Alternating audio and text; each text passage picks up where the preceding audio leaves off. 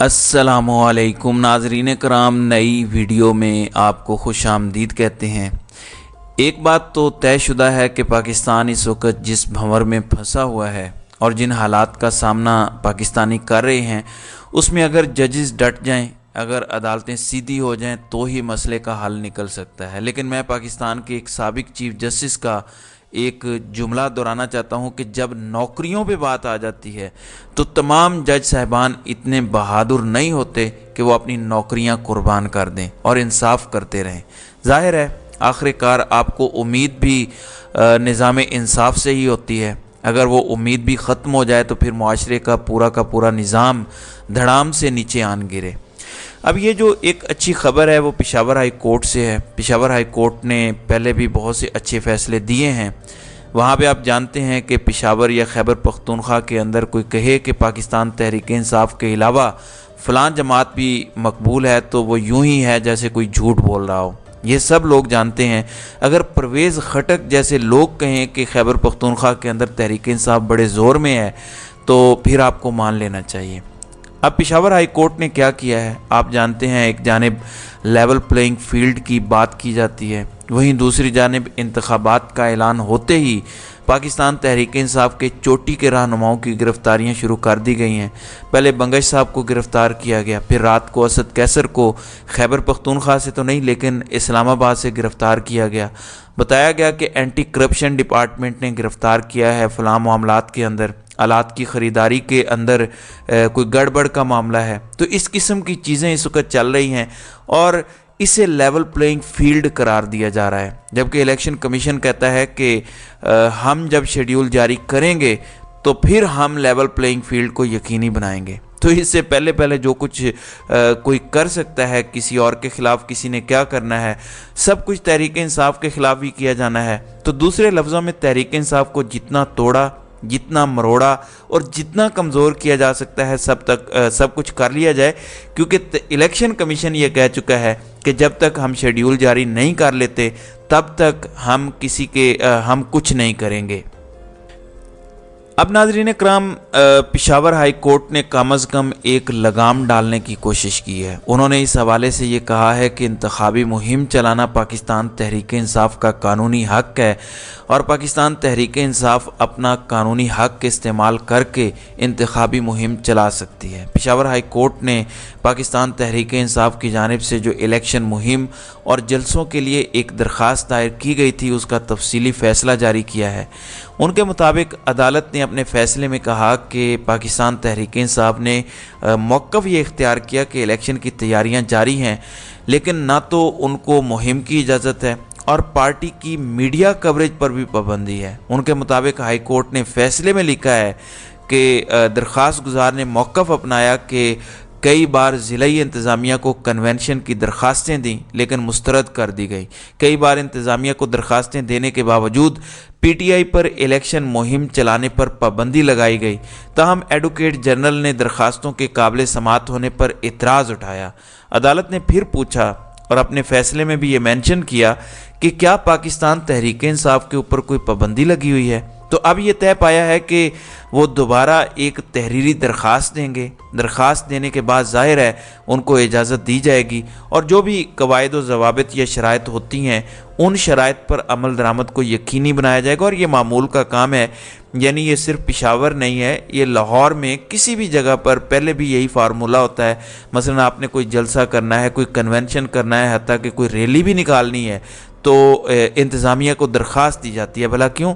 इसलिए कि पीछे सिक्योरिटी भी होती है, कुछ दीगर मसाइल भी होते हैं ताकि कल को अगर गड़बड़ हो तो पुलिस का जो काम सिक्योरिटी देना है वो संभाल सके। तो ये मामूल का काम है। बहरहाल नाज़रीन कराम, ये अच्छी चीज़ है, ये चीज़ होनी चाहिए। कम अज़ कम अगर पेशावर हाई कोर्ट वहाँ पे यकीनी बनाने में ये कामयाब हो गई तो मेरा ख़्याल है ये तहरीक इंसाफ की बहुत बड़ी फ़तह होगी और बाकी भी मुल्क के अंदर इनको कामयाबी मिलेगी। दूसरा, मैंने आपको बताया था शाहदरा के अंदर 12 नवंबर को पाकिस्तान तहरीक इंसाफ को एक कॉर्नर मीटिंग की इजाज़त मिली है। अब देखना यह है कि लाहौर के अंदर कॉर्नर मीटिंग हो पाती है कि नहीं हो पाती। इससे पहले तहरीक इंसाफ को जो इजाज़त दी गई थी वहाँ पर पुलिस ने धावा बोल दिया था और पाकिस्तान तहरीक इंसाफ के 50 से ज़ायद वर्कर्स को अभी रिसेंटली गिरफ़्तार किया गया था। अब अगर ये कॉर्नर मीटिंग हो पाती है तो ये भी एक बहुत बड़ी कामयाबी होगी। बहरहाल इसके लिए हमें इंतज़ार करना पड़ेगा। अब आते हैं शरीफ ख़ानदान पर। नाज़रीन इकराम, शरीफ ख़ानदान के बारे में कहा जाता है कि उनको अपने ख़ानदान से आगे कुछ नज़र नहीं आता और कहने वाले कहते हैं कि हत्ता कि उनकी फैमिली में जिस तरह तस्वीर का एक फ्रेम होता है उसमें भी वो किसी गैर शरीफ को दाखिल नहीं होने देते। आप देख लीजिए मीनार पाकिस्तान पर इन्होंने क्या कुछ किया। अपने ख़ानदान से यानी शरीफ ख़ानदान से पार्टी क़यादत या हुकूमत नहीं निकल सकती, यानी सिर्फ़ और सिर्फ हुकूमत करेगा तो शरीफ ख़ानदान करेगा, पार्टी संभालेगा तो शरीफ ख़ानदान ही संभालेगा। ये इनका एक बड़ा सीधा सादा सा कुलिया और फार्मूला है।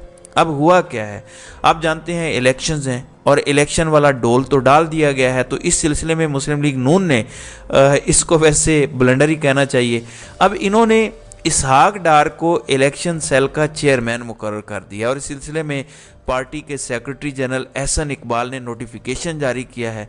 और मरियम औरंगज़ेब कह रही थी कि इसहाक डार को इलेक्शन सेल का सरबराह बनाने से मुस्लिम लीग नून की इंतखाबात से मुतल्लिक सरगर्मियों में मज़ीद तेज़ी आएगी। अब नाज़रीन इकराम, इसहाक डार एक तो समधी हैं नवाज शरीफ के, उनका कुल तजर्बा रिज़र्व सीटों के ऊपर हमेशा सेनेटर बन के आना है। इसहाक डार इतने पॉपुलर हैं, वैसे शरीफ ख़ानदान भी बड़ा तेज़ है, गेम डालता है। इन्होंने आज तक इसहाक डार को लाहौर की किसी सीट से इलेक्ट नहीं करवाया, लाहौर का कोई हल्का नहीं दिया। तो वो जो खुद रिज़र्व सीटों पे आते हैं या सेनेट की सीटों पे आते हैं उसको मुस्लिम लीग नून ने इलेक्शन सेल का चेयरमैन बना दिया है। तो इससे आपको मुस्लिम लीग नून की उस जहनीत और मेंटालिटी का अंदाज़ा होगा। हत्ता कि इनके जो अपने हामी सहाफ़ी हैं वो भी इस फैसले को तनकीद का निशाना बना रहे हैं, लेकिन ज़ाहिर है कि वो अपने फ़ैसले से या अपने ख़ानदान से चीज़ें बाहर नहीं निकालते।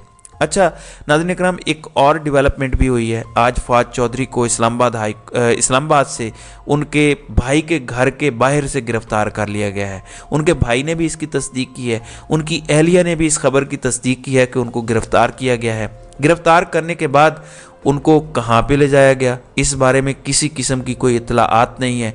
फिर गिरफ़्तार किसने किया है ये भी किसी को ख़बर नहीं है। अब नाज़रीन इकराम, इस हवाले से बहुत सी चीज़ें बताई जा रही हैं। एक तो फवाद चौधरी इस्तेकाम पाकिस्तान पार्टी की लॉन्चिंग तकरीब में तो गो शामिल थे, लेकिन उसके बाद वो नज़र नहीं आए। फिर चंद रोज़ पहले उन्होंने जहांगीर खान तरीन से एक मुलाकात की और जहांगीर खान तरीन से जो मुलाकात उनकी हुई है, इत्तलाआत ये है कि उन्होंने जहांगीर खान तरीन से माजरत की कि मैं इस प्लेटफॉर्म से सियासत जारी नहीं रख सकता। ज़ाहिर है अगर आप तहरीक इंसाफ छोड़ के इंजॉय भी करें, जिन्होंने आपसे तहरीक इंसाफ छुड़वाई उन्होंने तो पूरे मकासद आपसे करवाने हैं। तहरीक इंसाफ छोड़ना तो पहला स्टेप था, उसके बाद दूसरी पार्टी ज्वाइन करना और फिर मुसलसल इमरान खान के ख़िलाफ़ बोलना भी है और ये सारा कुछ करना है। और ये सारे का सारा काम क्योंकि फवाद चौधरी ने पूरा नहीं किया, अपना होमवर्क पूरा नहीं किया, तो एक वजह ये भी हो सकती है। दूसरी वजह बहुत सारे लोग कह रहे हैं कि क्योंकि वो शरीफ ख़ानदान के ख़िलाफ़ कड़ी तनकीद कर रहे हैं। शरीफ ख़ानदान पाकिस्तान के अंदर ताकतवरों के लिए एक नई रेड लाइन है। अब जो भी इस रेड लाइन को क्रॉस करेगा उसके साथ यही कुछ होगा। फिर वो ये कह रहे हैं कि फवाद चौधरी को इस्तिकाम पाकिस्तान पार्टी ने कहा था कि वो जेहलम में जलसा करना चाहते हैं, लेकिन फवाद चौधरी ने इस पर माजरत की, तो शायद ये भी उनका एक जुर्म हो। लेकिन मेरे नज़दीक असल ख़बर यही है कि तहरीक इंसाफ छोड़ने वाले वो रहनुमा जो खामोश हैं, जो कोई मुतहरिक किरदार अदा नहीं कर रहे, इस्तिकाम पाकिस्तान के प्लेटफॉर्म पर एक्टिव नहीं हैं और इमरान खान के ख़िलाफ़ जहर नहीं उगल रहे, वो सभी तैयारी पकड़ लें क्योंकि अब दोबारा से ये सिलसिला शुरू होगा। गिरफ्तारी से बचने के लिए अब आपको इस्तिकाम पाकिस्तान पार्टी में ना सिर्फ एक्टिव होना पड़ेगा बल्कि इमरान खान के ख़िलाफ़ बोलना भी पड़ेगा। अगर आप ये काम नहीं करेंगे तो इसका मतलब ये है कि आप गिरफ़्तार होंगे।